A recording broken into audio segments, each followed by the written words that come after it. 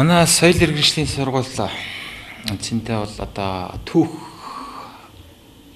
хөгжлийн авч үзэх юм бол соёл урлагийн сургуулийн 50 жилийн туусан тэрэмжтэй л адилхан. За яг ер нь бол яг соёл судлаач, анхны одоо соёл судлаач, соёл судлалын талын мэрэгчлэн ажилтнуудыг бол бэлтгэж эхэлсэн нь бол ерөнхийдөө 80 оны төгсгөл 90 оны ихэр гэх юм бол нийтдээ 20 гаруй жилийн түүхтэй ийм туршлагатай ийм сургууль байна. Соёл урлагийн сургууль үндсэн одоо 6 бүрэлдэхүүн сургуультай. Тайзны лицей урлагийн сургууль, хөгжмийн урлагийн сургууль, за мөн радио телевизийн сургууль гэх мэтлэнгээр соёлын боловсролын сургууль гэх мэтлэнгээр тэрний одоо нэг сургууль нь бол нэг бүрэлдэхүүн сургууль соёл иргэншлийн сургууль юм байна.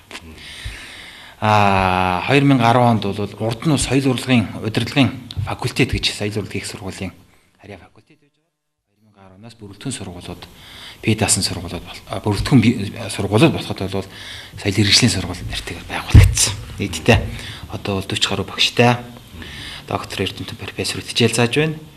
За үндсэн 4 том нэгчтэй тэнхимтэй 3 тэнхим байна.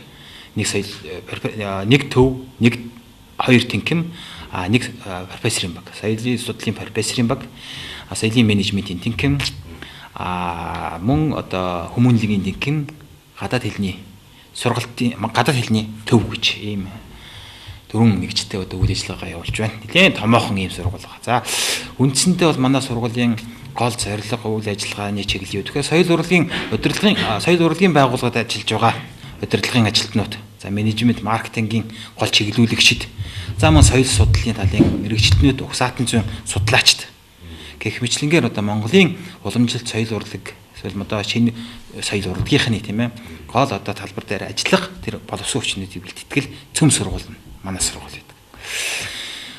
За тэгээд ер нь манай сургууль бол энэ бас өөрийн одоо 2 том тэр хүмүүнлэгийн ухааны тэнхим, за мөн гадаад хэлний сургалтын төв маань бол үндсэндээ бүх бүрэлдэхүүн сургуулийнхаа одоо мэрэгжлийн суурь хичээлүүдийг, за мөн ерөнхий эрдмийн суурь хичээлүүдийг ордог.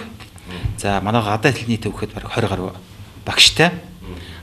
Бүх сургуулиудынхаа гадаад хэлний сургалтыг авч явахын зэрэгцээ мөн өөрийнх нь одоо соёл иргэншлийн сургуулиудын оюутнуудын англи хэлний мэдлэгийг гүнзгийрэх тал дээр нэлээд бодлого барьж ажилладаг.